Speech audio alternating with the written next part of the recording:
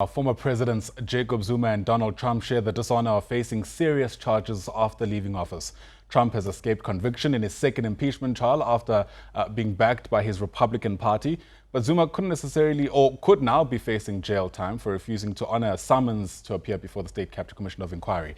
In fact, Zuma currently risks massive damage to his legacy too, according to some experts. While Wits University's Emeritus Sociology Professor Roger Southall says both leaders have demonstrated contempt for the institutions of state that they once swore to uphold. He joins us now via our video line from Cape Town. Prof, thanks very much for your time and welcome to the program. Great to chat to you.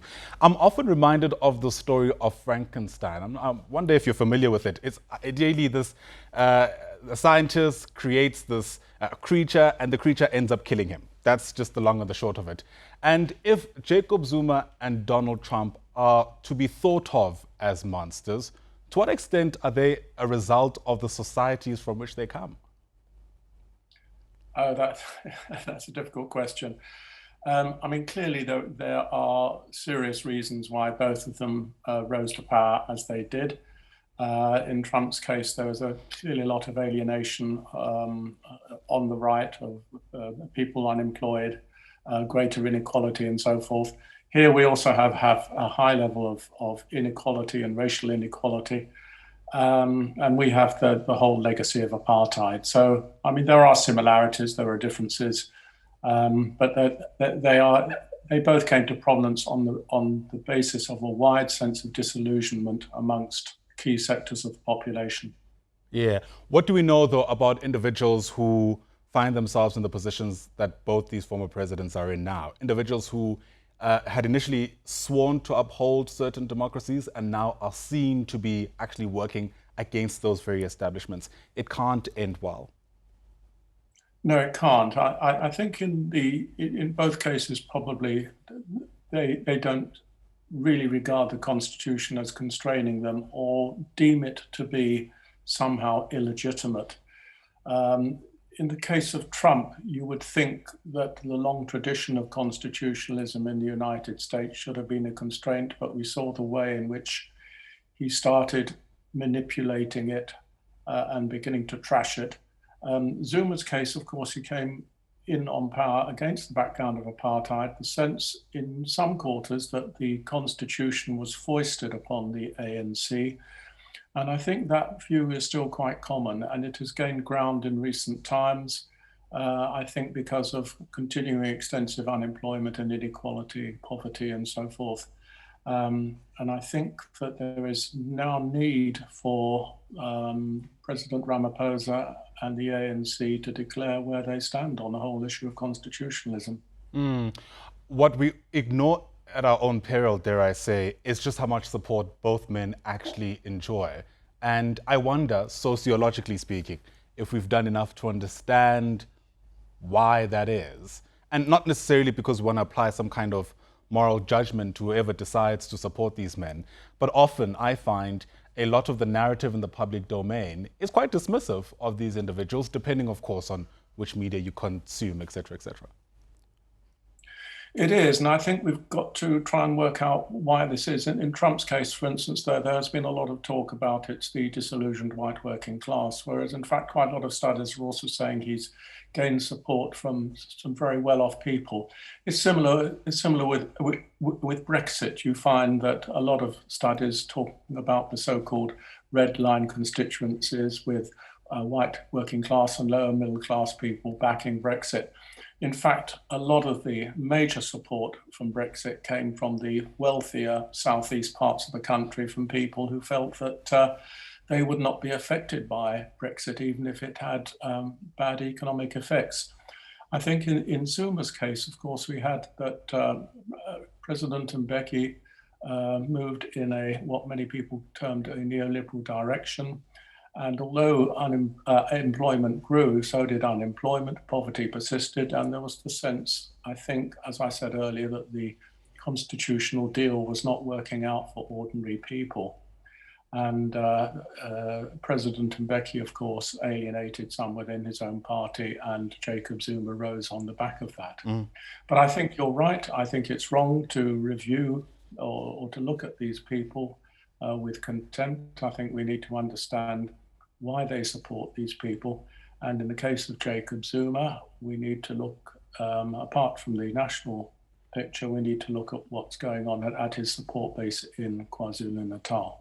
Yeah, part of the golden thread that connects these two men is that they now both face the prospects of jail time because of what they did or didn't do during their time in the top job, essentially.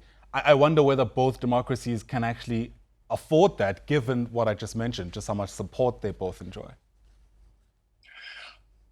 I think, again, that's a very good question. In the case of Trump, of course, I think that some of his immediate difficulties are going to come from cases which wouldn't necessarily be directly related to his presidency, in terms of his tax dealings, for instance, in New York State and so forth.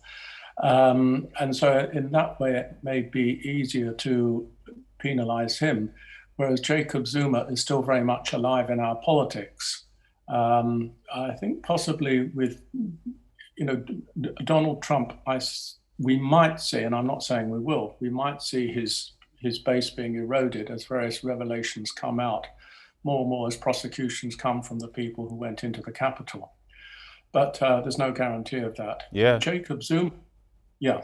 Jacob Zuma's case, I think we've still got a long way to finding out quite why Jacob Zuma continues to enjoy such a high level of support.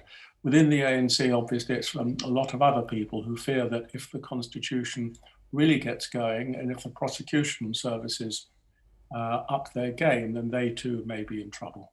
You really think that Donald Trump's support could be waning, especially on the back of his impeachment trial, which, according to some people, had a clear demonstration of why the president should, in fact, be found guilty of that charge of incitement to violence. The perception had always been from various pundits that no matter what you say to some of the Republicans, at least in the Senate, they were always going to draw the party line, giving against more credence to the idea that the Republican Party in its current form is certainly a whole lot more of a Trumpian phenomenon than it ever was. And, there's real prospects of him coming back in 2025.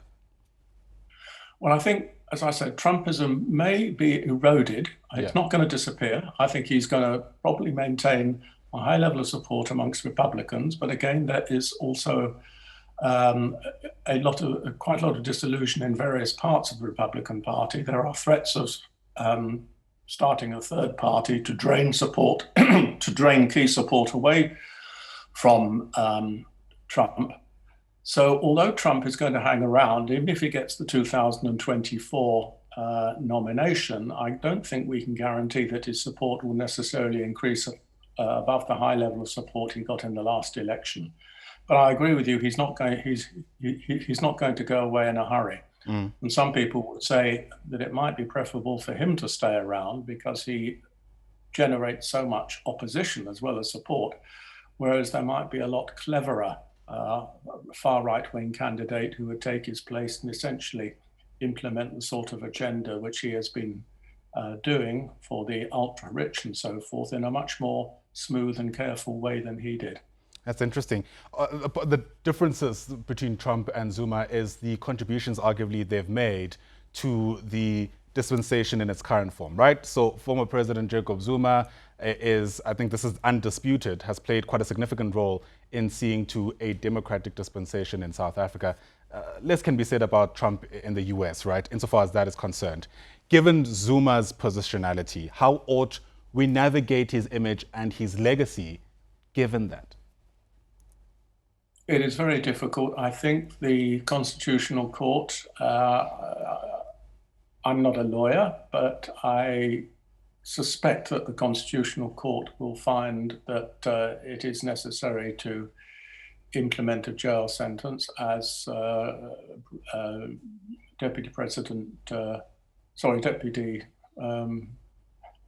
Chief Justice Zondo said.